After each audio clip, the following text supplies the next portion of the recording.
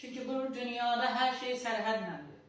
Sərhədləndir. Yəni hər şeyin godin dozu var, süre müddəti var.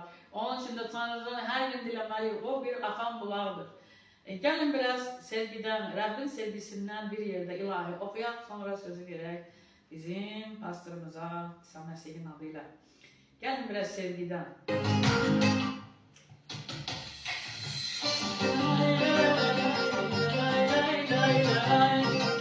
Bu ilahi herkes bilir.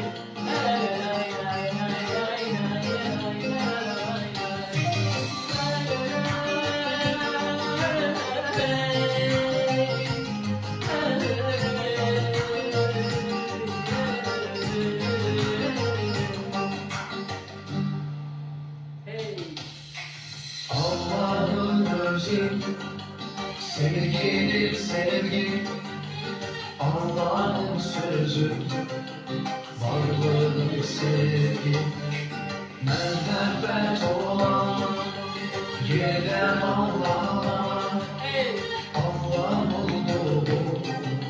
Yerde sevgi var, Allah sevgidir, merhametlidir, bağışlayandır.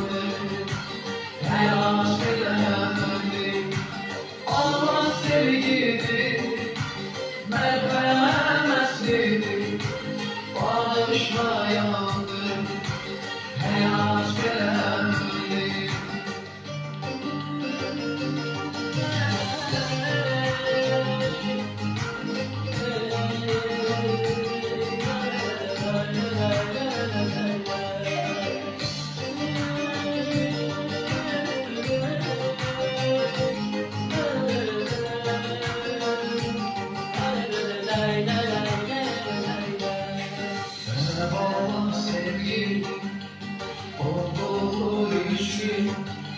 Sevmeyen insan Tanrı'nın biz onu sevdik, çünkü o sevdi, Mesih'i verdi bize, hayat verdi.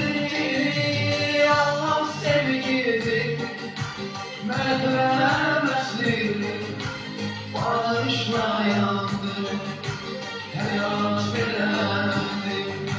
Allah sevgidir, merhametlidir, bağışlayandır, hayat verendir. Sen bize hayat verdin. Haleluya. Allah Sevgilidir. merhametlidir, Sen merhametlisin Tanrım. bağışlayan, Sen bağışlayansan Tanrım. hayat verendir. Sen hayat verensen. Allah sevgidir, merhametlidir, bağışlayandır, hayat verendir. La la la la la la. La la la la la la.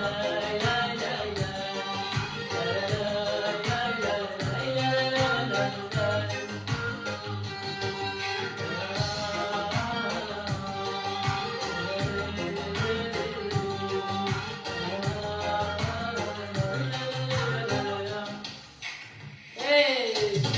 Allah sevgidir, merhametlidir, bağışlayandır, hayat verendir. Allah sevgidir, merhametlidir, bağışlayandır, hayat verendir.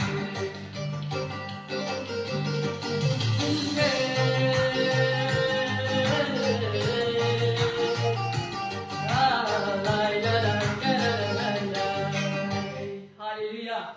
Aziz dostlar, Rabbin sevgisini bir daha ikrar elədik ve Rabbin sevgisini biz bilirik ama göylere de ikrar eləmeliyiz. Mezmurlarla, ilahilerle, ne bileyim, şiirlerle, gazellerle Tanrı sevgidir. Sevmeyen insan Tanrı'nı tanımır. Çalan öyle değil, biz bizim demirik. Ona göre de neyiniyek? Aziz dostlar, çalışaq sevək. Bu dünyada kalan da deyir, ümid, iman, sevgi qalır və ən əsası da deyir sevgidir. Onun için de aziz dostlar, Rəbdə və Rəblə qalın. Yəni ki, sevgidə və sevgiyle kalın. Haleluya. Teşekkür ederim bizimle olduğunuza göre. İndi